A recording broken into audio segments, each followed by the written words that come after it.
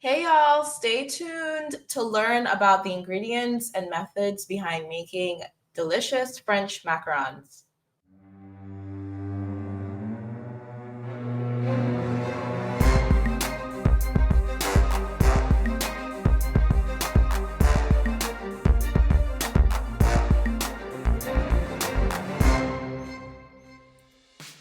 Hey y'all, this is Joelle, and you are listening to the Ingredients and Methods podcast, where we go through a few of my favorite things cooking, baking, music, and technology, and look at the ingredients and key methods behind those things, as well as how we can all add our unique creative flair and create art out of them.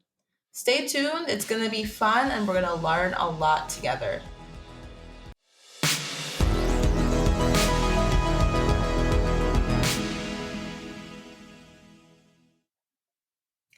All right, so welcome to the first episode of the Ingredients and Methods podcast, where we're going to chat about macarons.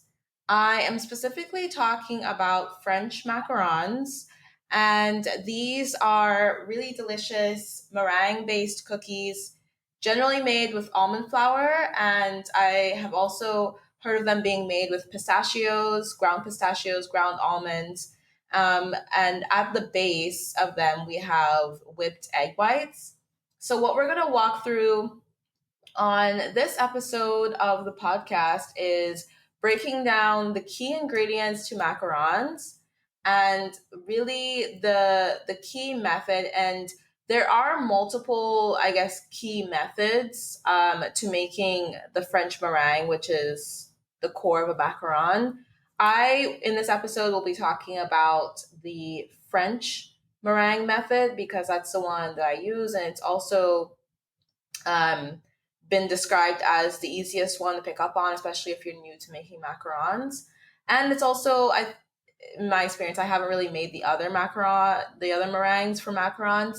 But I also think it's like the easiest if you want to whip up macarons like last minute and you happen to have all the ingredients and you just want to get it done in 2 hours. You can definitely do that with the French method. So with that being said, let's get started chatting about the ingredients. So the key ingredients for macarons are egg whites, almond flour, granulated sugar or, cane sugar, and powdered sugar. So you definitely need to have those four ingredients. From there, you can get creative. This is where creativity comes in. If you want to help stabilize your egg whites a little bit more, you can add in some cream of tartar, maybe some vinegar, and maybe some lemon juice. And if you want to add flavors, you can add flavors to the macaron shells themselves, but you have to be really careful here. And I'll explain why when I get to the method. You can add cocoa powder. I've used that to make chocolate macaron shells. You can also add ground lavender flowers, ground pistachios, and so on to get your macaron shells a little bit more flavorful.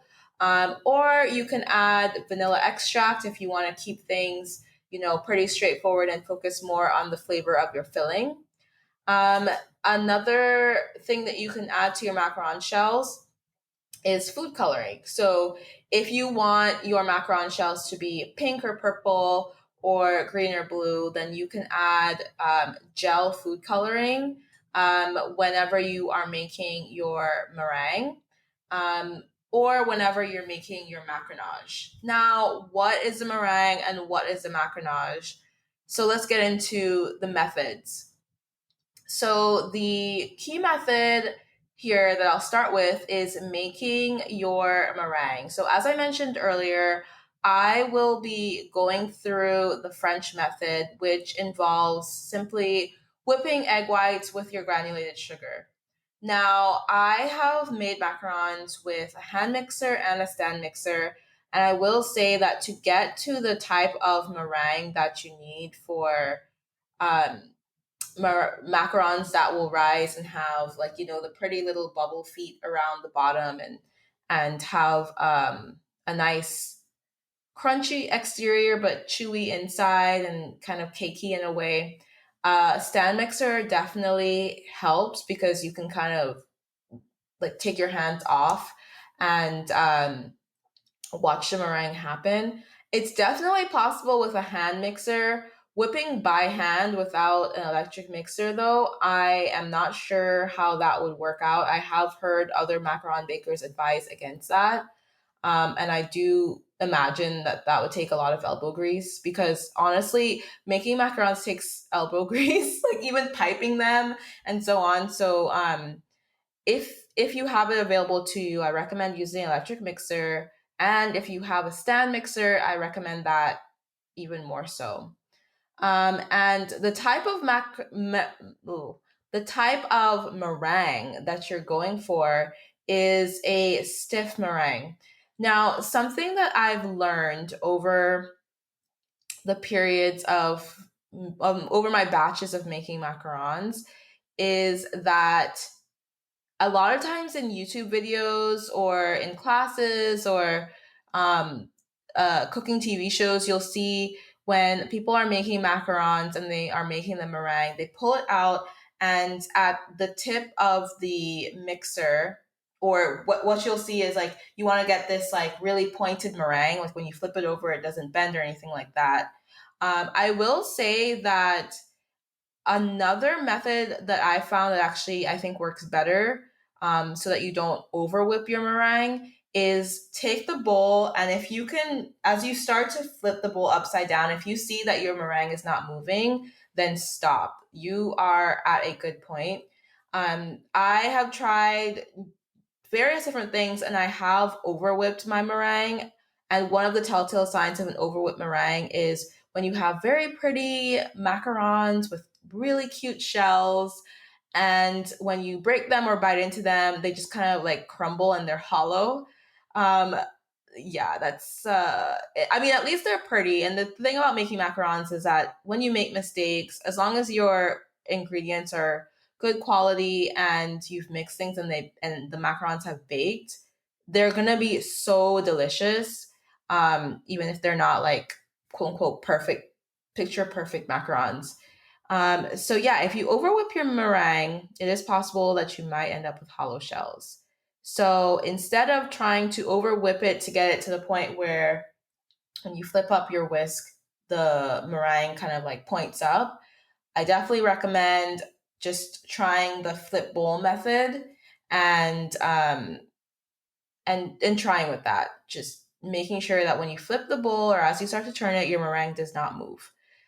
The next step in the process, and I realized I kind of glazed over the actual method of making the meringue. So what you do is you start to whip the egg whites and you get them foamy. So just the egg whites, you get them foamy. Something that's really key with macarons, they are kind of finicky cookies. You want to make sure that your bowl is super clean. So I use a stainless steel bowl, came default with my stand mixer and a stainless steel whisk. And something I learned in a macaron class that I took is to clean it with cold water and white vinegar, and then rinse it with cold water. And so I do that now with both the bowl and the whisk. And I have found that my eggs whip up really nicely. The key here is you really don't want any fat in your egg whites because it's really going to prevent you from getting a really nice meringue. So, especially when you're cracking your eggs and separating the yolks from the egg whites, you need to be really, really careful to avoid um, any egg yolks getting in there and any leftover residue from something else that you might have baked in the equipment that you're using.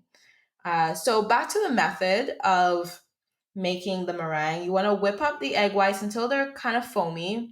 And at that point, you can go ahead and add in your stabilizer. So if you're using vinegar, lemon juice, or cream of tartar, you can go ahead and add that in.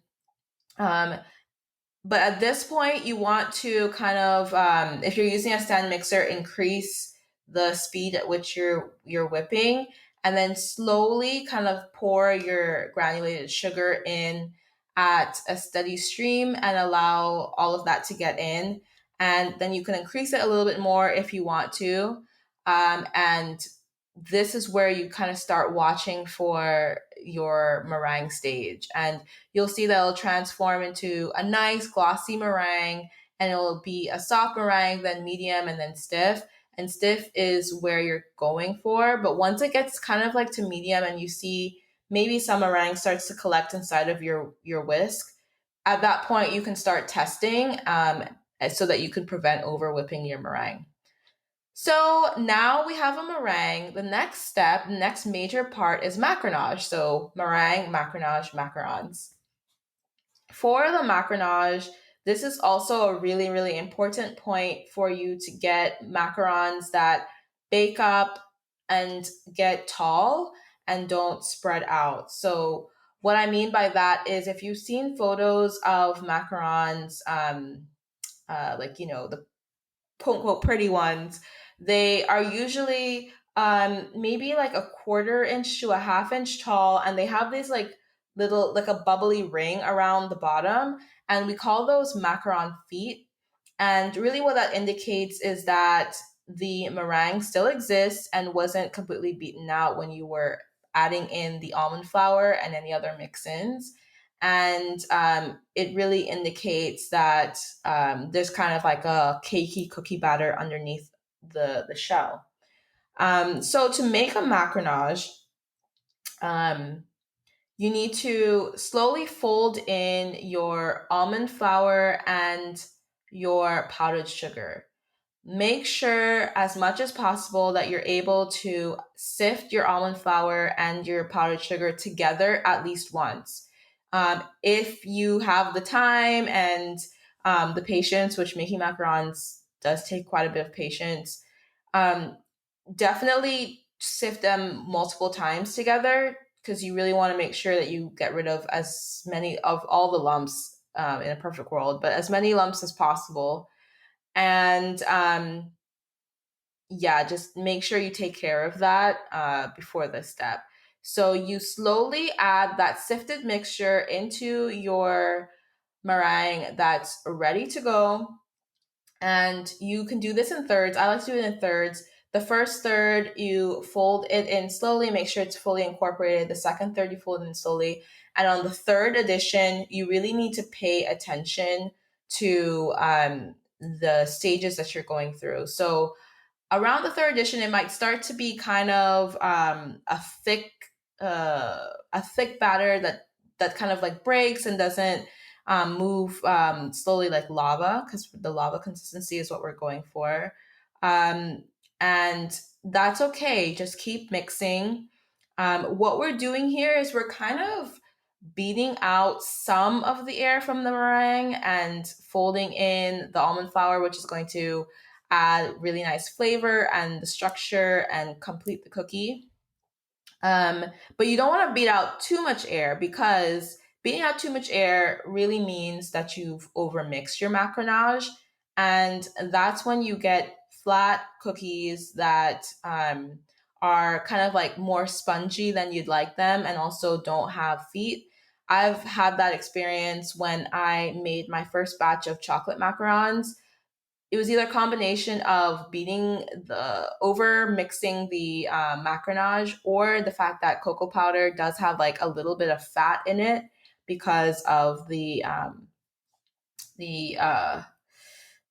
the cocoa itself. I got like these spongy cookies that were almost like whoopie pie, like they were like whoopie pie cookies. So I actually filled them with cream, and they were super delicious, but definitely not like the French macarons I was going for. So yeah, don't over mix your macaronage, because your cookies will spread and they won't rise. You basically are beating out too much air and breaking down the meringue too much. The other kind of opposite issue you could have, which I've also faced when I made strawberry macarons, is you can undermix your macaronage. So that's when you're being very cautious, which is very wise to do. but maybe a little bit too cautious, and you don't mix it to where the macaronage flows like lava. And in a lot of videos we see people making figure eights, and people saying if it flows and it doesn't break, that's a good consistency. And I do agree with those tests. Those are good tests. So definitely take your time and try to get to those consistencies. If you miss the mark and you kind of start piping your macarons before you get there, what might happen is when you're piping your macarons and you kind of you pipe them, and then you tap the tray to get any final air bubbles out and so on, the macarons just kind of like stay in the shape that they were piped in, and they don't flatten out into nice level smooth circles. And I thought, and I guess I should have known this because this was like after making successful batches, like I had this experience with the strawberry macarons. But I thought that in the oven they would kind of smooth out, and they would just become perfect strawberry macarons. That did not happen. They actually stayed in the piping position, so they almost looked like Hershey's Kisses, like strawberry giant Hershey's Kisses in a way. And yeah, they did not become smooth cookies. So what I did was I didn't make them into sandwiches. I just served them as is. I was actually making this for a family function. And they were super delicious, very nice strawberry flavor with the almond flour, super delicious, but didn't look like the quintessential French macarons I was going for. And the method culprit there was undermixing. I didn't allow the almond flour to really incorporate very well with the meringue. And I also think the culprit there was that I was trying out using freeze dried strawberries in my mixture, which I do want to try again, but I do think that I let the freeze dried strawberries sit with the almond flour, or just sit outside of their protection bag for too long. So they started to reabsorb some moisture from the environment. And so, things like that, because macarons and making macarons um, is such a specific process, things like that really do affect the outcome, that and undermixing. So, yes, once you've mixed together your meringue, your almond flour, and your powdered sugar, and you have a smooth flowing lava like macaronage, then it's time to put your batter into piping bag that's already been fitted with the piping tip that you're going to use. And you guys let me know if you're interested in chatting through tips and tricks with how to fill the bag properly and how to pipe properly and so on. But basically, that's it. So, you have, well, it's not it, but you've been able to make your macaronage, then you can pipe out your macarons. One tip I will add here is something I have learned from other macaron bakers and experience is definitely try to pipe at a 90-degree angle to your pan. So not slanted, just straight up and down. This really helps you get really nice, evenly sized and shaped macaron shells. And you can avoid like ovals and other shapes, unless that's what you're going for. If that's what you're going for, then you go for it and make the macaron shape that you want. But if you want the circular macarons, definitely try out going directly above the pan at a 90-degree angle. And when it comes to baking macarons, there is a method to this as well.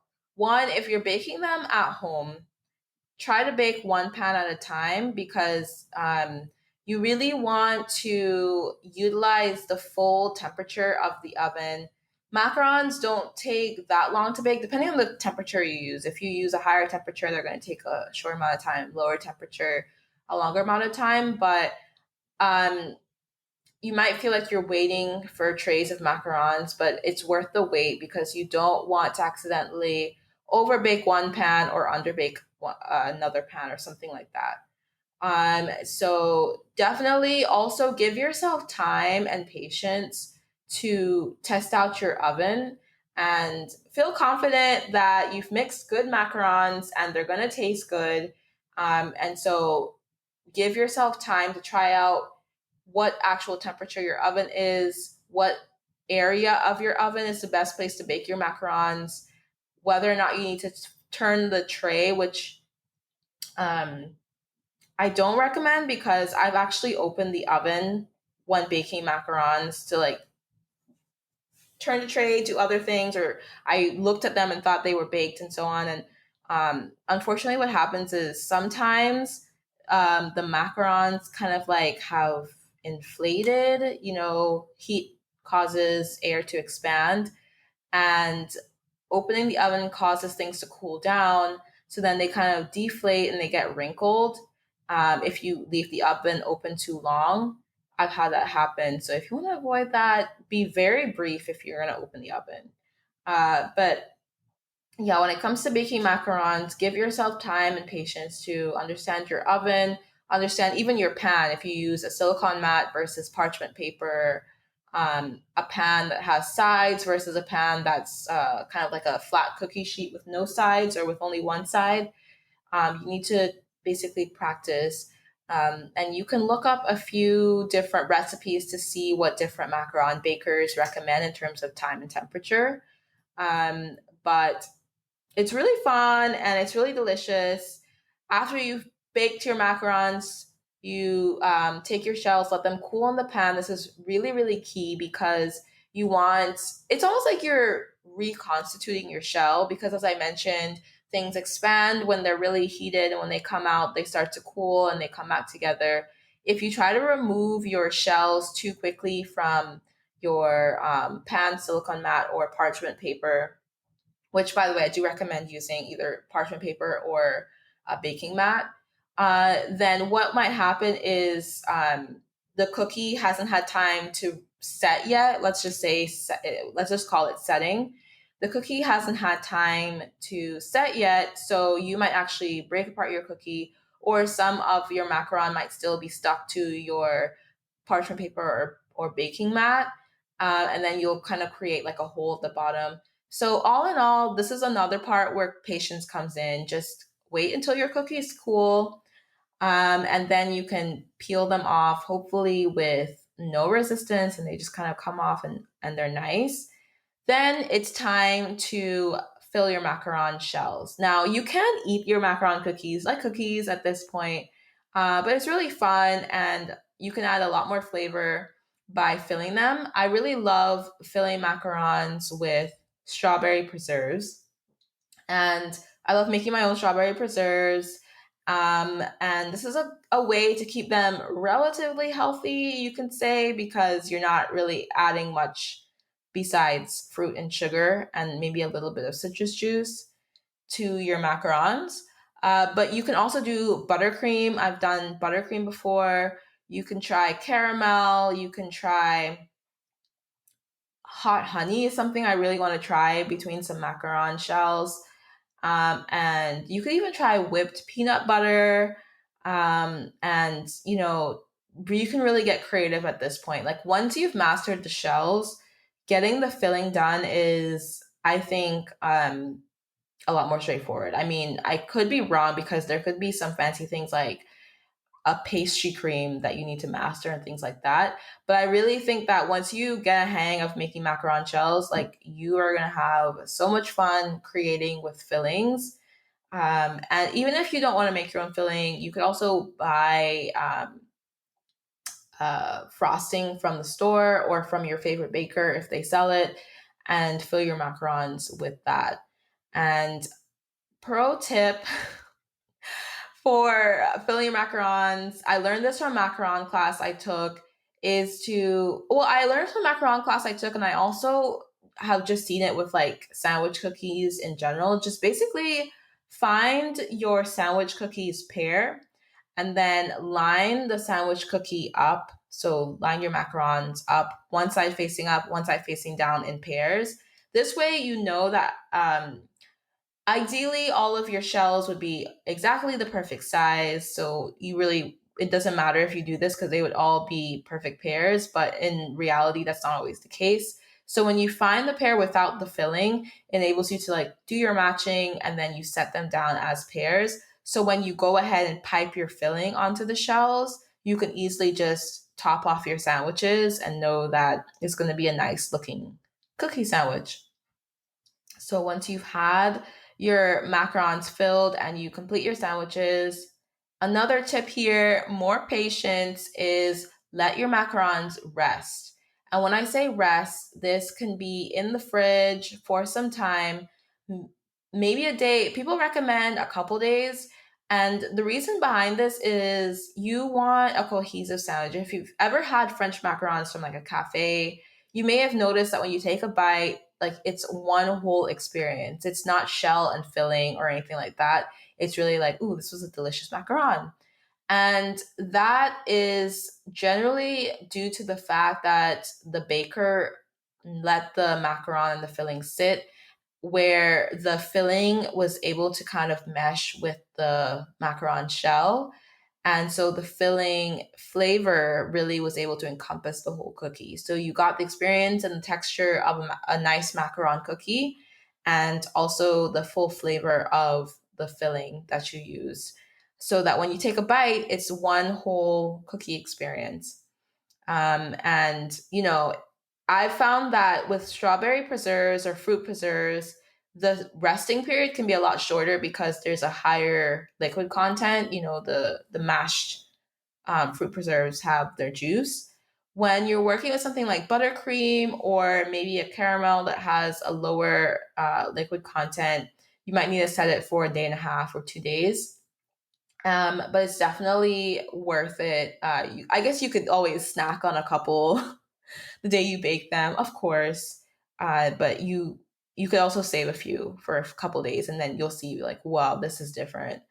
Um, and final tip that I'll share on this podcast about macarons is let your macarons come to room temperature. And like I will say this again, let your macarons go to room temperature before you eat them, before you serve them. It really makes a difference. We are talking about letting them rest, letting the filling become one and mesh with the shell. And I really think you'll get your full reward if you let them come to room temperature because sometimes with certain fillings, I recently took a class on the Food Network Kitchen app, for example, with Dan L for Baked by Dan, and we made a filling with white chocolate chips. And the white chocolate chip filling, when I was making it, was really soft and really yeah, like soft and creamy whenever I was making it. But as it's set up, it's set up really nicely and was really structured once it cooled down. Similar things happen with buttercream, and similar things happen even with caramel. Like when you put them in the fridge, they get really structured and they get really like solid, almost like fudgy. Um, with some sandwich cookies, that's fine, and you want that. With macarons, you don't really want that because the cookie itself is delicate and you want the filling to come to room temperature and be a little soft, but like not too soft to where it's like your shells are sliding off of the filling, but just like you want to almost try to bring the filling to like the same temperature and consistency of the shell. But yeah, just try those two things, letting them rest in the fridge for for a bit of time, a couple of days if you can, and then also letting them rest at room temperature. Again, I know this is something where like somebody's gonna see you take out macarons out of the fridge and be like, "Oh, we're eating macarons," and you're like, "No, like wait 30 minutes." But I'm sure they'll appreciate it too. And then you can enjoy it with a nice cup of tea or coffee and really be proud of the work that you've done and the beautiful things that you've created.